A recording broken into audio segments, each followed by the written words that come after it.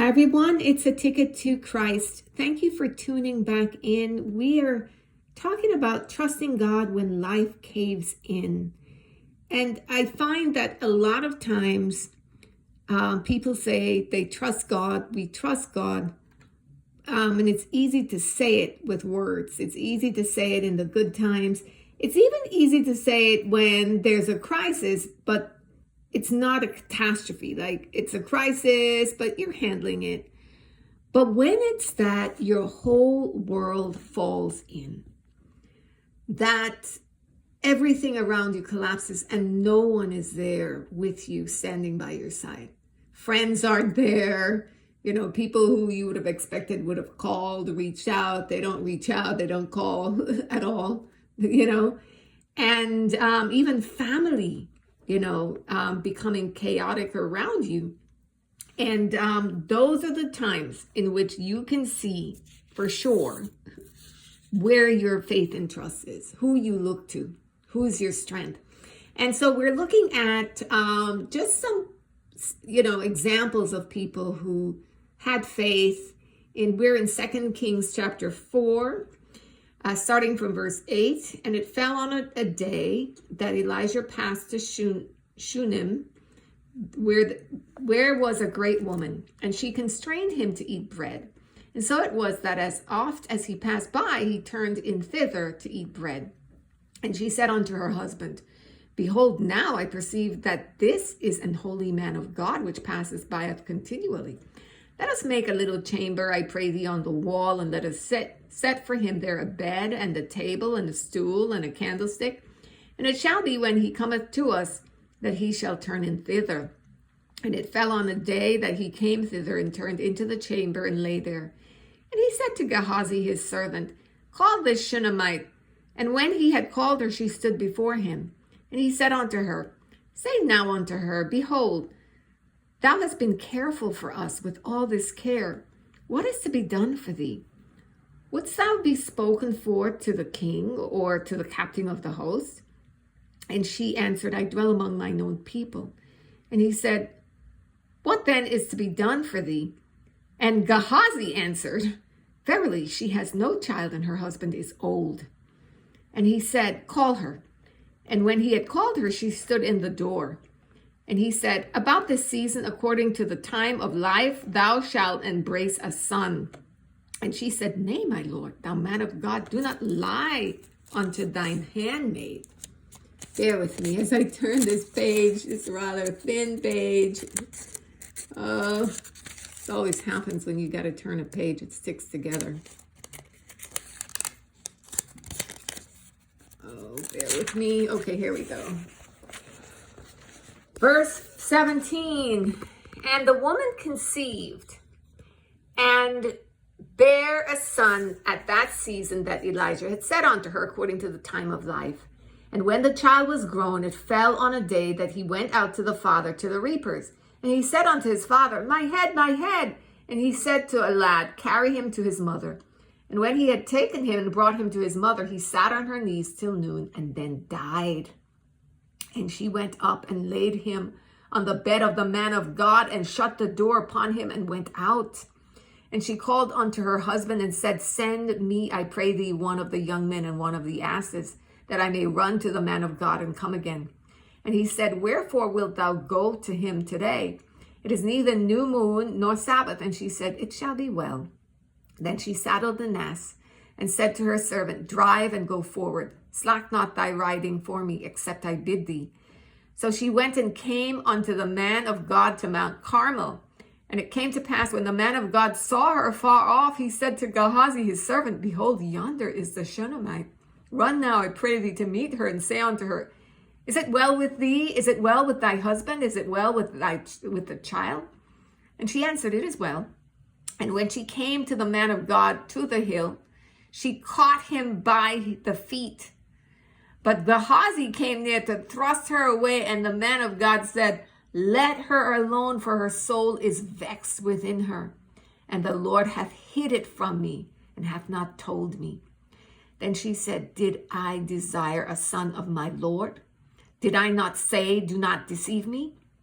Then he said to Gehazi, gird up thy loins and take my staff in thine hand and go thy way. If thou meet any man, salute him not. And if any salute thee, answer him not again, and lay my staff upon the face of the child. And the mother of the child said, as the Lord liveth, and as my soul liveth, I will not leave thee. And he arose and followed her. And Gehazi passed on before them and laid the staff upon the face of the child, and there was neither voice nor hearing. Wherefore he went again to meet him and told him, saying, the child is not awaked. And when Elijah was come into the house, behold, the child was dead and laid upon his bed. He went in therefore and shut the door upon them twain and prayed unto the Lord. And he went up and lay upon the child and put his mouth upon his mouth and his eyes upon his eyes, his hands upon his hands. And he stretched himself upon the child, and the flesh of the child waxed warm. Then he returned and walked in the house to and fro, and went up and stretched himself upon him. And the child sneezed 7 times. And the child opened his eyes. And he called Gehazi and said, call this Shunammite. So he called her. And when she was come in unto him, he said, take up thy son. Then she went in and fell at his feet and bowed herself to the ground and took up her son and went out.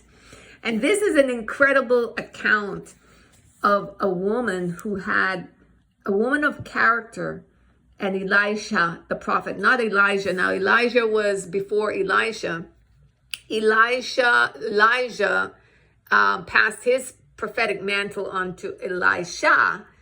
And so we're seeing an account whereby, this righteous woman saw that he was a man of God and in her faith and trust in God, did this great kindness to him. And that was going beyond the norm, so you could even see her reverence for God through how she treated him, not even asking him for anything. She didn't even ask for the son. It was Gehazi, who seems to be a little crooked, by the way, who spoke up and said, oh, she wants a son, because she wasn't doing it to get something, But notice how life caved in on her. And it doesn't say why the son got ill, like what was the reason or the purpose. But definitely my takeaway from it is that you see the demonstration of God's faithfulness and his power that, in raising her son up. But notice what is jumping out at you when you read this. What do you see? What do you hear? For me, I noticed that she did not speak to anyone. She didn't even tell her husband. She just said, all is well. What she spoke was faith.